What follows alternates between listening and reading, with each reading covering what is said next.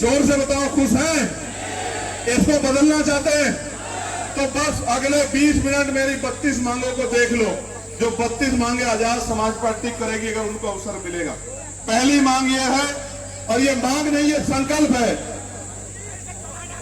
कि शिक्षा सबके लिए समान होनी चाहिए और कक्षा 1 से लेकर 12 तक सबके लिए शिक्षा मुफ्त होनी चाहिए और क्वालिटी एजुकेशन मिलना चाहिए। वही शिक्षा जो प्राइवेट स्कूलों में मिलती है, वही शिक्षा सरकारी स्कूलों में मिलनी चाहिए और वो मुफ्त मिलनी चाहिए। क्योंकि हम टैक्स देते हैं, हम आप हमें नौकरी रोजगार तो बहुत दूर की बात हो गई, अगर हम अपने शिक्षा भी नहीं दे सकते तो हम समझते हैं कि आप हमें आगे नहीं बढ़ा सकते, आपको हमारा गला घोटने का काम करें। आप महसूस करके देखो, आज अच्छी शिक्षा के लिए आपको प्राइवेट स्कूल में जाना पड़ेगा और प्राइवेट स्कूल की फीस देने की हैसियत हर परिवार की नहीं। लेकिन प्राइवेट स्कूल का मुकाबला सरकारी स्कूल के बच्चे नहीं कर सकते। और सोचो जब कंपटीशन होगा, और वो भी कंपटीशन कब, जहां पेपर लीक हो रहे हो। मीडिया के मेरे बंधुओं, पूछो सरकार से सवाल आपके बच्चों का भी है कि एक बच्चा पढ़ के मेहनत करेगा रात भर जाग के, और दूसरा पैसे के दम पे पेपर लीक करा के नौकरी रोजगार ले जाएगा, तो न्याय कैसे होगा, निष्पक्षता कैसे आएगी, आप मुझे बताओ। नीट का पेपर लीक होगा, रीट का पेपर लीक होगा, एसएससी जीडी का पेपर लीक होगा, पुलिस का पेपर लीक होगा, कोई ऐसी भर्ती नहीं होगी जिसमें घोटाला नहीं होगा। तो ये निकम्मी सरकार सिर्फ पैसे वालों की सरकार है, तो जनता इनके साथ क्यों खड़ी हो, जनता इनको क्यों ना जवाब दे। इसलिए नारा दिया है कि सत्ता परिवर्तन होना चाहिए और हमारे बोर्ड फाड़ने से कुछ नहीं होगा, हमें परमिशन हमारी रोकने से कुछ नहीं होगा। हमारे नेता यहां बैठे, हम लोग घर घर जाके काम करेंगे। कितनी परमिशन रोकोगे? जब तक हमारे शरीर में लहू का आखिरी कतरा रहेगा, हम इन अधिकारों के लिए लड़ते रहेंगे और हम पीछे हटने वाले नहीं हैं। हम वीर गति प्राप्त कर सकते हैं लेकिन पीछे नहीं हटेंगे। इसलिए मैं आपको कहना चाहता हूं कि हम प्रदेश के सभी परिवारों को बेहतर से बेहतर और मुफ्त इलाज की व्यवस्था करेंगे। आप अपने मन से सोचो, आज अगर डॉक्टर के यहाँ जाओगे तो 500 रुपए से कम का पर्चा तो नहीं बनता प्राइवेट डॉक्टर के यहाँ, बनता है क्या? लेकिन क्या यहाँ न्यूनतम मजदूरी 500 रुपए मिल रही है सब परिवारों को?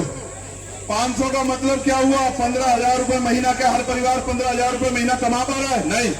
जबकि केंद्र सरकार ने, मैंने लोकसभा में लड़ाई लड़ी थी, न्यूनतम वेजेस 753 रुपए कुशल रोजगार श्रमिकों के लिए करा दिया था।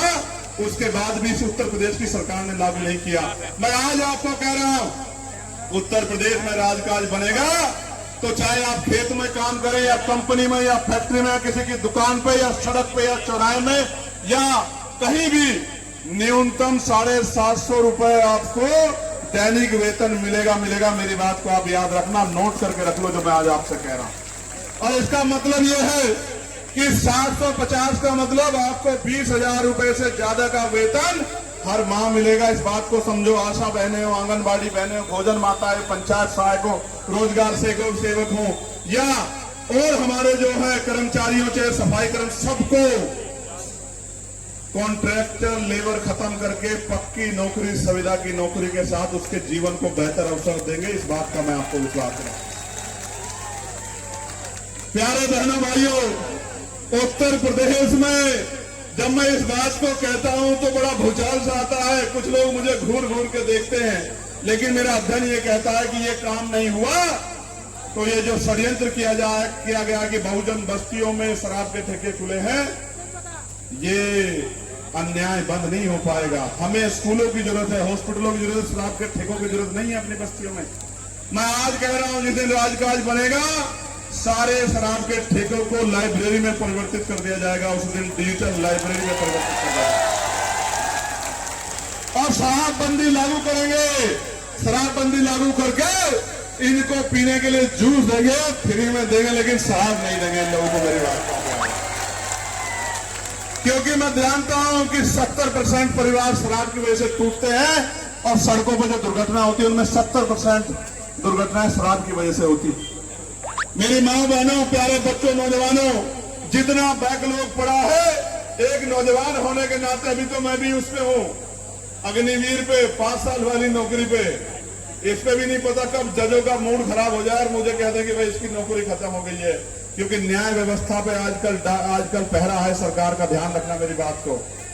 इसलिए आपको कह रहा हूं कि बैकलॉग भरेंगे। पहली कैबिनेट में 5 लाख पक्की नौकरियां उत्तर प्रदेश के नौजवानों को दिला के रहेंगे, कोई रोक नहीं पाएगा। मेरी बात को याद रखना। पुलिस के कर्मचारी भाई सुन लो, सरकार के इशारे पे चाहे मजबूर होकर कई कदम उठा लो, आपको 8 घंटे की ड्यूटी और सप्ताह में 1 दिन छुट्टी और बॉर्डर स्कीम अगर कोई खत्म करेगा तो आजाद समाज पार्टी काशीराम खत्म करेगी और किसी की हिम्मत की बात नहीं। उसके बाद जो शिक्षक हैं उनको सिर्फ शिक्षा के काम में लगाया जाएगा। पोलियो में, गन्ना में, चुनाव में, इनमें कहीं नहीं ड्यूटी लगेगी। इनके लिए अलग से सिस्टम बनाया जाएगा। शिक्षक का काम केवल पढ़ाना होगा, भविष्य को सुधारना होगा, भविष्य को संवारना होगा। शिक्षक को ना मजबूर करेंगे, ना उसकी जिम्मेदारी से भागने देंगे, उसको जो अच्छी शिक्षा व्यवस्था वो दे, इसकी व्यवस्था करेंगे। प्यारे साथी, अब मैं